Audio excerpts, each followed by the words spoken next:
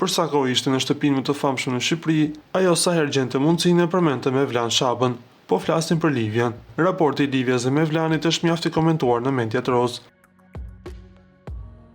Por së fundmi ka ndodhur diçka e papritur.